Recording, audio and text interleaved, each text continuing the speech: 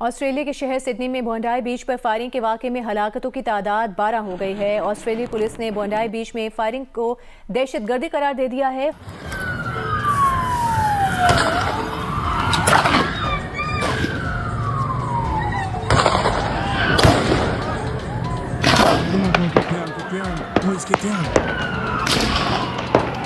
Oh my God! जो जानकारी मिल रही है उसके मुताबिक एक हमलावर का तो पाकिस्तान से सीधा कनेक्शन दिख रहा है, यानी पाकिस्तान से आया हुआ था। हमलावर कौन है, कहां से उनका ताल्लुक है? शूटर का नाम सामने आ चुका है और उस शूटर का नाम है नावेद अकरम।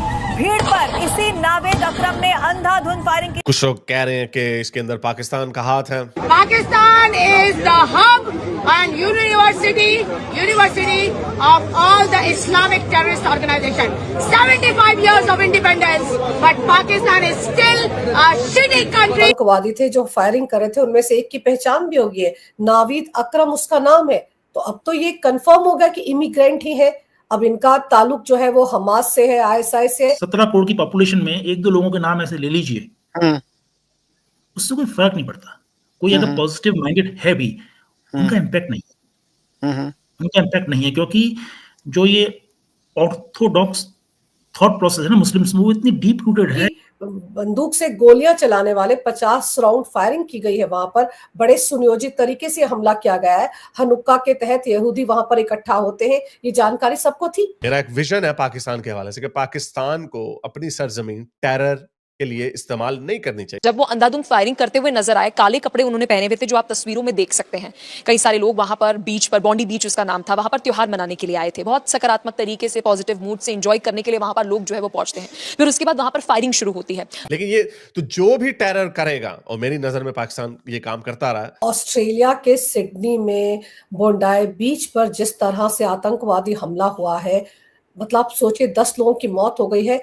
त्योहार का मौसम था और वहां पर चुन चुन कर यहूदियों को मारा गया। सर ये क्या फेस्टिवल था, और पता नहीं क्यों बोलते हुए मुझे ऐसा लग रहा है कि जैसे हमारी फेस्टिवल्स पे एक समय ऐसा था कि आप भरी हुई मार्केट्स में नहीं जा सकते थे। करोल बाग, लाजपत नगर, सरोजनी नगर, कनॉट प्लेस, या कोई फेस्टिवल तो दूसरा फेस्टिवल है जिस वक्त इन्होंने उसको दागदार कर दिया है। जी सर, इसमें गायत्री जी कोई चीज अप्रत्याशित नहीं है। एक्सपेक्टेड लाइंस के ऊपर यह आक्रमण है। किनकी हत्या की गई है? ज्यूस की, संभवतः सभी इजरायलीज रहे होंगे। और किस दिन जो उनका सबसे पवित्र त्योहार होता है हनुका, और उसको लेकर के वहां पे लगभग 2000 की जो एक परिवार के साथ एक अच्छे वातावरण में, खुशनुमा वातावरण में परिवारों के साथ, ज्यूज फैमिलीज के साथ बॉन्डी बीच सिडनी में उत्सव मनाया जा रहा था। अब एक्सपेक्टेड लाइंस के ऊपर यह बताया जाता है कि 2 पाकिस्तानी, हालांकि चरमपंथियों की और टेररिज्म का कोई रिलीजन नहीं होता है, चरमपंथी गतिविधियों का कोई मजहब नहीं होता है, और ये बेगुनाह नौजवान हैं, इनको वर्गलाया जा रहा है, इनके गलत नाम लिए जा रहे हैं। अभी सुनिएगा, अभी घटनाक्रम ताजा है, लेकिन अब आपको डिफेंस अभी सुनना। ये हमारे बेगुनाह नौजवानों को इसलिए फंसा रहे हैं क्योंकि ये एक खास मजहब से जुड़े हुए हैं, और इनको बेगुनाह लोगों को फंसाया जा रहा है क्योंकि ये खास मजहब के हैं। और चरमपंथियों का कोई, पहलगाम में जब आपने शारीरिक संरचना देख के हत्या की थी, तब मजहब कहां चला गया था? भाईचारा, इस तरीके का भाईचारा गया तेल लेने, और इस तरीके की जो हरकतें करता है, मुझे सख्त आपत्ति है, और उनके खिलाफ ऐसी कार्रवाई होनी चाहिए जो कि 7 अक्टूबर के बाद हमास को मटियामेट कर दिया गया।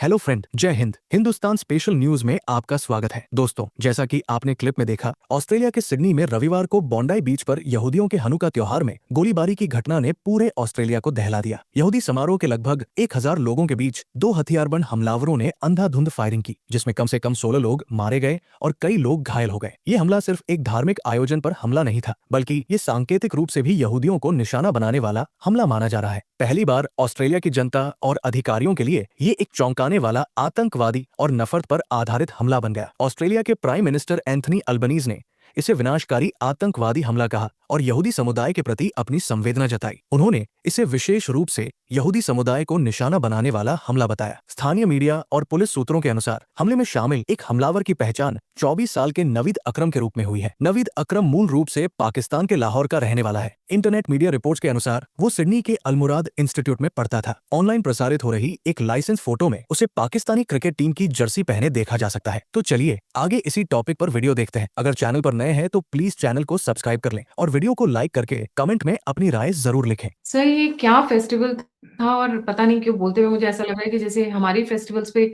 एक समय ऐसा था कि आप भरी हुई मार्केट्स में नहीं जा सकते थे। करोल बाग, लाजपत नगर, सरोजनी नगर, कनॉट प्लेस, या कोई फेस्टिवल तो दूसरा फेस्टिवल है जिस वक्त इन्होंने उसको दागदार कर दिया है। जी सर। इसमें गायत्री जी कोई चीज अप्रत्याशित नहीं है। एक्सपेक्टेड लाइंस के ऊपर यह आक्रमण है। किनकी हत्या की गई है? ज्यूस की, संभवतः सभी इजरायलीज रहे होंगे। और किस दिन? जो उनका सबसे पवित्र त्योहार होता है हनुका, और उसको लेकर के वहां पे लगभग 2000 की जो एक परिवार के साथ एक अच्छे वातावरण में, खुशनुमा वातावरण में परिवारों के साथ, ज्यूज फैमिलीज के साथ बॉन्डी बीच सिडनी में उत्सव मनाया जा रहा था। अब एक्सपेक्टेड लाइंस के ऊपर यह बताया जाता है कि 2 पाकिस्तानी, हालांकि चरमपंथियों की और टेररिज्म का कोई रिलीजन नहीं होता है, चरमपंथी गतिविधियों का कोई मजहब नहीं होता है, और ये बेगुनाह नौजवान हैं, इनको वर्गलाया जा रहा है, इनके गलत नाम लिए जा रहे हैं। अभी सुनिएगा, अभी घटनाक्रम ताजा है, लेकिन अब आपको डिफेंस अभी सुनना। ये हमारे बेगुनाह नौजवानों को इसलिए फंसा रहे हैं क्योंकि ये एक खास मजहब से जुड़े हुए हैं, और इनको बेगुनाह लोगों को फंसाया जा रहा है क्योंकि ये खास मजहब के हैं। और चरमपंथियों का कोई, पहलगाम में जब आपने शारीरिक संरचना देख के हत्या की थी, तब मजहब कहां चला गया था? तब मजहब कहां चला गया था?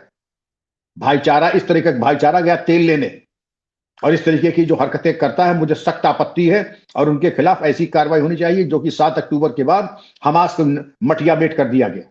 लेकिन ऑस्ट्रेलिया, यूरोप, अमेरिका अभी अपने उदारवादी सोच में है, क्योंकि अगर कोई जिस तरीके की बातें हम आप कर रहे हैं तो ये कहेंगे आपके अंदर इस्लामोफोबिया है, आपके अंदर अकलियतों के लिए रहम और आपके अंदर इंसानियत नहीं है, तो आप ही के ऊपर आरोप लग जाएगा अगर आपने कहा। वास्तविकता यह है कि विश्व में कहीं भी चरमपंथी घटना होती है तो 7 अक्टूबर को क्या बीजेपी ने किया था इजराइल में, और ऑस्ट्रेलिया में क्या जाके आरएसएस और बजरंग दल ने किया था? और जहां कहीं इस प्रकार की घटनाएं हो रही हैं उसकी तह में अगर आप जाएं तो ये सोचिए, एक होता है कत्ल वाजिब, कत्ल वाजिब, बेगुनाह लोगों को, बच्चों को आप प्रेग्नेंट औरतों की हत्या अगर कर दें और ये कह दें ये कत्ल वाजिब है, ये आपके ऊपर लाजमी है। इस तरीके के दिमागी जो रोग से ग्रस्त हैं उनका इलाज होना चाहिए। गायत्री जी, ये संतोष का विषय कि जो पाकिस्तानी पकड़ा गया है अकरम, उससे पूछताछ में बाकी आखिर आपकी मजबूरी क्या थी? बेगुनाह लोगों का इस तरीके से कत्लेआम करना, इसकी आपकी मजबूरी क्या थी? आपने जाकर के देखा होगा कि गरीबी का या परसिक्यूशन का या किसी कारण से ऑस्ट्रेलिया गए, ऑस्ट्रेलिया के देश ने आपको हाथों हाथ लिया, आपको एक प्लेटफॉर्म दिया कि आगे पढ़ें या अपने बीवी बच्चों का पालन करें, तो वो तो न करके आप चले आगे चरमपंथी गतिविधियों में, हथियार एक्वायर किए, हथियार जाकर के आपने नरसंहार किया सोची समझी रणनीति के तहत। और ये चूंकि बड़ी प्रतिष्ठित जगह है, क्योंकि ये बताया जाता है गायत्री जी की इंग्लैंड की एक पूर्व क्रिकेट कैप्टन जिसका नाम है माइकल वॉग, वो भी उस भीड़ में था, छुप करके एक रेस्टोरेंट में जाके वो बेचारा छुप गया। उनका मैं बहुत डरा हुआ था, बड़ी मुश्किल से सिक्योरिटी फोर्सेस जब आई तो माइकल वॉग वहां से निकला। तो अगर पूर्व इंग्लिश ओपनिंग बैट्समैन और जो कैप्टन रहा है इंग्लैंड की टीम का, वो भी वहां पे था, तो जाहिर है कि ये बहुत ही प्रतिष्ठित जगह रही होगी और बहुत ही लोकप्रिय जगह रही होगी। तभी गायत्री जी यहाँ पर इन्होंने आक्रमण किया, क्योंकि जाते ही वहीं पर जो कि बहुत ही लोकप्रिय जगह हो। इन्होंने इस बात का भी ख्याल नहीं किया। 12 लोग हताहत हुए हैं, 29 लोग गंभीर रूप से घायल हैं। आप ये समझ सकती हैं कि 2 लोगों ने जाकर के अंधाधुंध स्वचालित हथियारों से आक्रमण किया। लेकिन आपने ये भी देखा होगा, मुझे और इस बात पे आपत्ति है कि घटनाक्रम के काफी समय बाद इस बात का खुलासा हुआ कि इसमें से एक पाकिस्तानी है। आप इस पे भी गौर करें, वरना ये तुरंत हो जाता है कि यहाँ पे इस तरीके के लोग और इनका ये नाम है और इस देश के हैं।